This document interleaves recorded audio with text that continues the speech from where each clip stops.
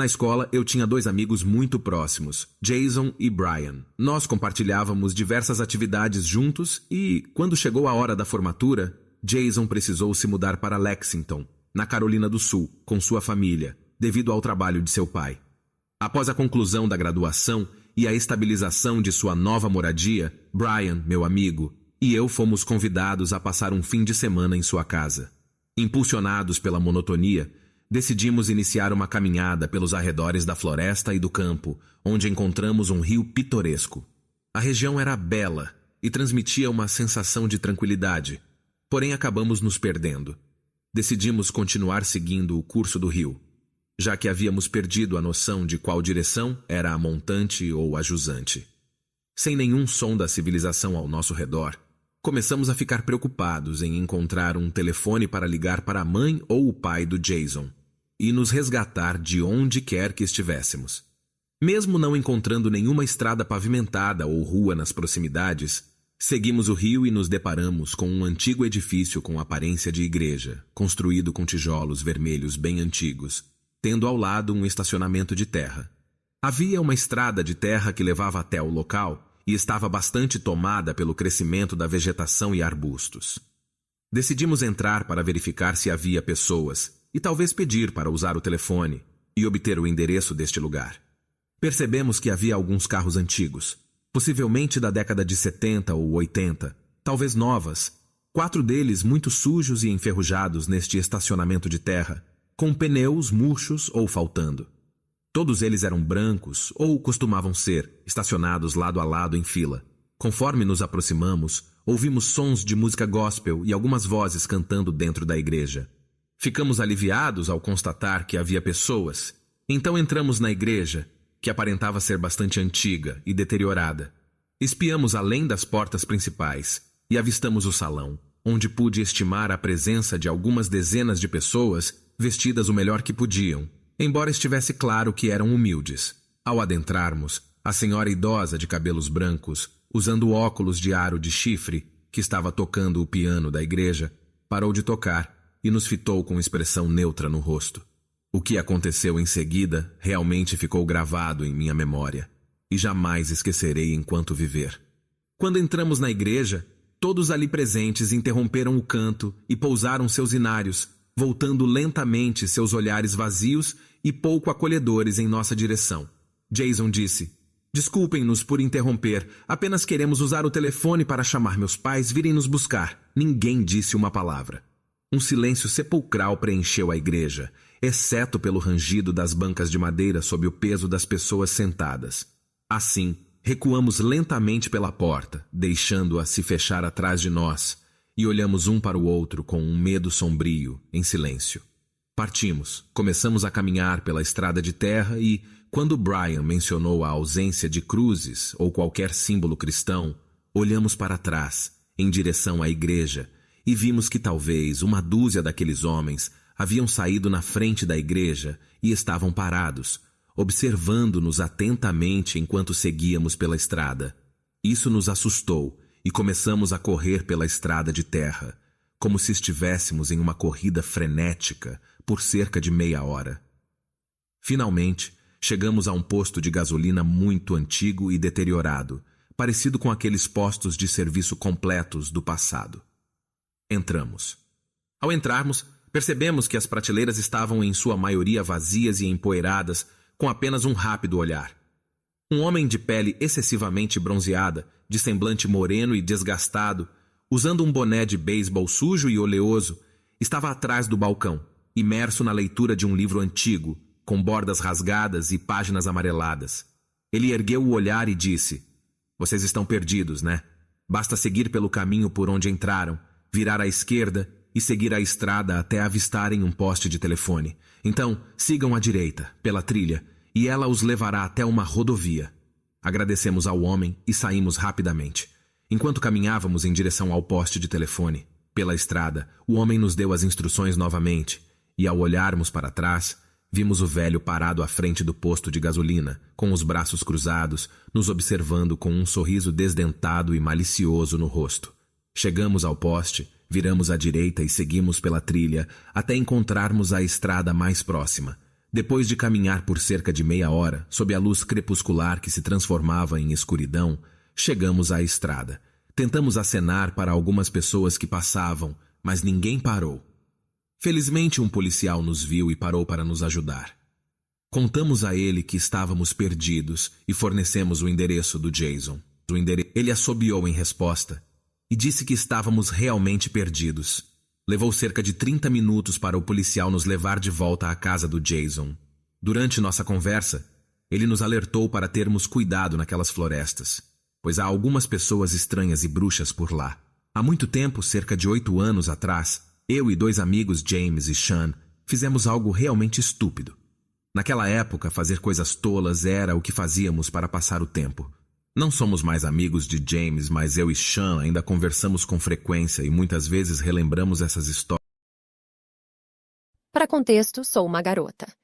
Quando eu tinha 12 anos, meus pais viajaram por uma semana para visitar familiares em outro país. Inicialmente, eles haviam planejado que eu fosse com eles, mas implorei incessantemente para que me deixassem ficar aqui em casa. Odiava visitar parentes no exterior. Como meu irmão mais velho, de 17 anos, ficaria em casa, eles acabaram decidindo me permitir ficar com ele. Nas primeiras noites, tudo estava bem. Era período de férias de verão, então eu não tinha aulas e havia uma tonelada de comida em casa. Nós comíamos, jogávamos videogame e assistíamos muita TV. Era a primeira vez na minha vida em que eu estava separada dos meus pais por mais do que alguns dias e, em grande parte, eu estava totalmente imersa nessa nova realidade. Meu irmão também era muito compreensivo. Ele me deixava comer o que eu quisesse e ficar acordada até tarde sem me mandar dormir. Em parte porque ele também era uma criança na época e em parte porque sempre nos demos bem. De qualquer forma, ele ainda estava no comando. Uma noite, acredito que tenha sido a 4ª, meu irmão decidiu pedir uma pizza. A comida em casa não estava acabando, mas meus pais nos deixaram com um pouco de dinheiro extra e ainda não tínhamos gasto nada, então achamos que uma pizza seria uma boa ideia. Ele ligou para fazer o pedido por volta das 8 da noite e nos sentamos na sala de estar assistindo a um filme enquanto esperávamos. Até então, ele havia evitado sair com seus amigos porque tinha medo de me deixar sozinha em casa. Então, naquela noite, ele convidou 2 de seus amigos para se juntarem a nós, Drew e Chance. Os 4 de nós estávamos juntos, relaxando, quando de repente ouvimos uma batida na porta. Pensando que era o entregador da pizza, meu irmão se levantou para atender à porta. Ele desceu correndo as escadas com algum dinheiro e estava prestes a destrancá-la quando Drew gritou rapidamente: "Espere!" Na sala de estar com Chance, olhei para a frente da casa onde Drew estava, olhando pela janela do andar de cima. Ele estava olhando para algo lá fora, na entrada. Fui até lá para ver se algo estava errado e percebi que não havia carro na entrada. Também não havia carros estacionados ao longo da calçada. Apenas o carro do meu irmão e os carros dos nossos vizinhos ao longe. Meu irmão veio até a metade das escadas para perguntar o que estava acontecendo e então Drew contou a ele sobre a situação do carro, ao que meu irmão disse que não havia convidado mais ninguém para a casa. Na verdade, ninguém mais sabia que estávamos sozinhos em casa naquela semana. Apenas seus 2 melhores amigos, ambos nerds de carteirinha e definitivamente não do tipo que espalharia sobre uma festa ou qualquer outra coisa. Eu também não havia contado a ninguém. Nós todos ficamos juntos no andar de cima, olhando periodicamente pela janela até que a pessoa que havia batido se afastou da porta da frente e entrou em nosso campo de visão. As luzes na frente da casa estavam apagadas e as cortinas estavam fechadas, então essa pessoa não podia nos ver.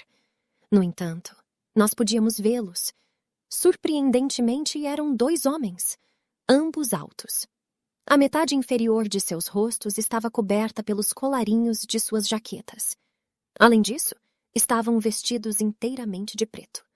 Imediatamente, algo neles parecia estranho. Meu irmão me ordenou que esperasse na sala de estar. Antes disso, ele nunca tinha usado um tom comigo.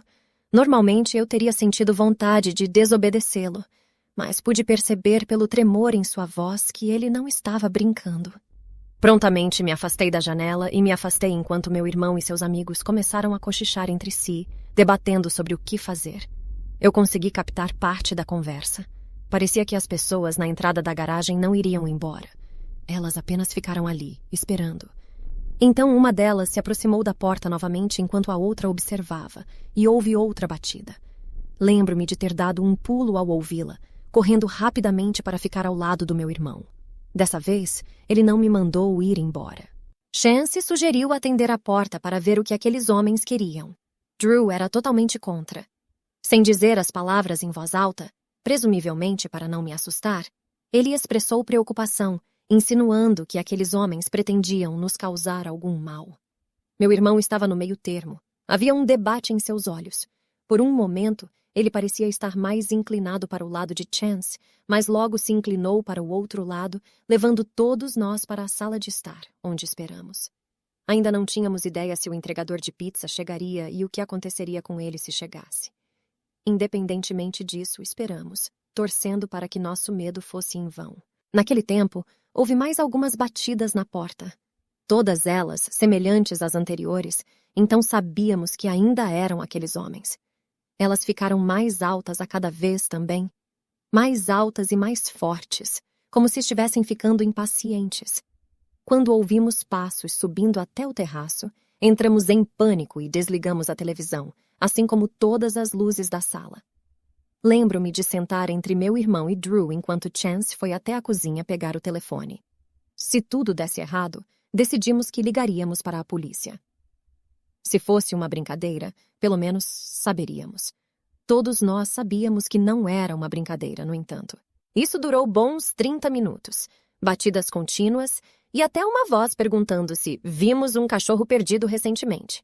Todos nós estávamos familiarizados com filmes de suspense e sabíamos que essa história de "você viu meu cachorro" era um sinal vermelho importante, então não respondemos nada. Fizemos parecer que não havia ninguém em casa, o que eventualmente afastou esses homens. Pouco tempo depois, as batidas e as perguntas sobre o cachorro perdido chegaram ao fim. Meu irmão foi até a janela da frente para verificar e confirmou que os homens tinham ido embora. Ainda assim, estávamos relutantes em baixar a guarda. Foram 10 minutos depois que ouvimos outra batida, o verdadeiro entregador da pizza, e foi aí que relaxamos. Tanto meu irmão quanto o Chance desceram juntos para atender a porta, pagaram o entregador da pizza e voltaram com as 2 médias que tínhamos pedido. Lentamente, fomos ficando menos ansiosos e comemos, eventualmente rindo de como estávamos assustados. Convencemos a nós mesmos que tínhamos exagerado demais e até decidimos assistir a um filme de terror depois. Alguns dias depois, quando meus pais estavam a caminho de volta, minha mãe nos ligou do aeroporto. Ela parecia em pânico e perguntou se estávamos bem. Meu irmão a tranquilizou, dizendo que estávamos bem, e perguntou por que ela estava tão preocupada. Ela nos contou rapidamente que 3 inquilinos que alugavam uma casa a algumas quadras da nossa foram aterrorizados e deixados à beira da morte algumas noites atrás. E as notícias diziam que foi porque eles atenderam a porta quando um par de homens estranhos bateu. Basicamente, o filme Strangers poderia ter sido a vida real para nós. 2 caras sinistros na entrada que não cruzemos nossos caminhos. A propósito, aqueles inquilinos sobreviveram. Nós realmente deveríamos ter chamado a polícia imediatamente, mas éramos apenas crianças. E isso aconteceu durante uma época em que as pessoas ainda não estavam condicionadas a chamar a polícia por qualquer problema insignificante. Nosso gasto com compras de supermercado é bem alto, já que temos 3 filhos. Meu marido trabalha em uma empresa de tecnologia e atualmente eu fico em casa cuidando das crianças, que têm 10, 7 e 3 anos. Eu vou às compras de alimentos pelo menos 2 vezes por semana e geralmente vou ao King Column perto da nossa casa, embora às vezes eu vá também ao Target, que fica próximo. Essas são 2 das poucas opções de supermercado em nossa cidade tranquila. Para dar o máximo de contexto possível, somos uma família italiana e atualmente tenho 40 anos. Isso aconteceu há menos de 1 ano, quando eu tinha 39 anos. Um dia, acabei me atrasando nas compras e fui muito mais tarde do que o habitual. O King Column costuma fechar às 10 horas e já era certamente depois das 9. Apressadamente, dirigi-me à loja com meus folhetos e cupons. As crianças estavam reclamando da falta de comida em casa, então eu precisava fazer uma rápida ida ao supermercado. Na maioria dos dias, eu tinha que ir às compras com minha filha de 3 anos, a Hailey. Mas dessa vez foi diferente. Já era tarde e, por uma vez, meu marido estava em casa após o trabalho. Tive o privilégio de ir às compras sozinha, algo que considero um luxo. Cheguei ao King Column, que estava praticamente vazio nesse horário, pois logo iria fechar. Peguei um carrinho e comecei rapidamente a percorrer os corredores, pegando tudo o que estava na minha lista e o que estava em promoção. Eu estava no corredor dos cereais quando senti um toque no meu ombro, o que me assustou. Virei-me e vi um homem muito bronzeado, da minha altura, com boné de beisebol, uma camiseta preta e um moletom vermelho com zíper, além de calças jeans. Ele se desculpou por me assustar e disse que estava procurando por um pacote específico de salgadinho que estava no meu carrinho. Ele perguntou onde eu os encontrei. Educadamente, indiquei o corredor e ele disse que havia checado, mas não encontrou. Então, eu o conduzi exatamente ao local onde encontrei os salgadinhos. Ele me agradeceu, com seu hálito terrível, e eu sorri, prestes a voltar para o meu carrinho. No entanto, ele começou a puxar uma conversa sem sentido sobre por que gostava tanto daqueles salgadinhos. Algo bobo, como os ingredientes ou a falta de um ingrediente específico. Eu tentei deixar claro, de forma sutil, que estava me afastando aos poucos em direção ao meu carrinho. Mas ele não captava a dica. Foi quando ele fez uma pausa estranha e disse: "Caramba, você é bonita." Eu respondi com um "obrigada" e tive que voltar às compras antes que fechassem. Dirigi-me ao meu carrinho, mas ele me seguiu e continuou conversando comigo. Nesse ponto, tão educadamente quanto pude, disse a ele que eu realmente gostaria de fazer minhas compras em paz. Finalmente, pareceu que ele entendeu a dica e se afastou. No entanto, pelo restante do tempo em que estive na loja naquela noite, eu continuava vendo aquele homem circulando pelos corredores. E toda vez que ele passava pelo corredor em que eu estava, ele diminuía a velocidade ou até mesmo parava e apenas me olhava. Eu estava ficando cada vez mais desconfortável e acelerei minhas compras. Quando finalmente terminei, fui para o caixa e, enquanto esvaziava meu carrinho, lá vem o cara do moletom vermelho com apenas 2 ou 3 itens, esperando na fila bem atrás de mim. Ele não dizia mais uma palavra, mas eu sentia seu olhar mesmo pelas costas da minha cabeça.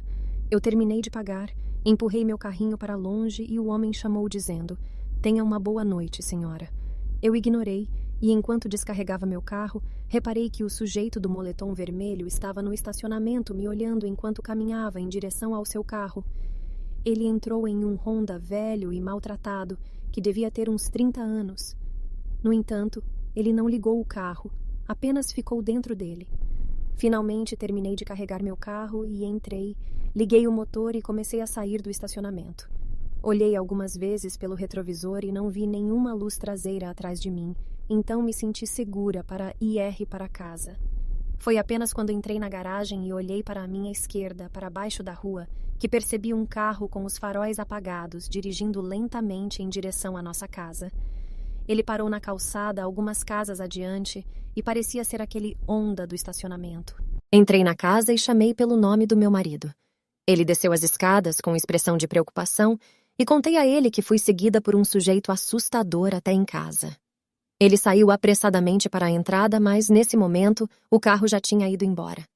No final de semana seguinte, tarde da noite, quando todos estávamos na cama, ouvimos alguns ruídos do lado de fora, no quintal lateral. Sacudi meu marido para verificar o que era, e ele foi abrir a janela deslizante. Viu alguém bem embaixo da janela, tentando abrir o portão lateral do quintal. Ao ouvir a janela se abrir, o homem olhou para cima e começou a correr. Meu marido pegou o taco de beisebol debaixo da cama e saiu correndo para fora. Quando ele voltou, 1 minuto depois, disse que viu o carro acelerando pela rua e tentou persegui-lo. Descreveu perfeitamente o maldito Honda que o sujeito do moletom vermelho estava dirigindo. Sem dúvida era ele. Nós ligamos para a polícia e, dada a hora tardia, um policial chegou à nossa casa em menos de 5 minutos. Descrevi o homem e seu carro da melhor forma possível e foi só isso. Ele nunca mais voltou à nossa casa, não depois de ver meu marido furioso perseguindo seu carro a pé com um bastão. Ainda assim, sinto-me desconfortável por um sujeito assim saber onde moro.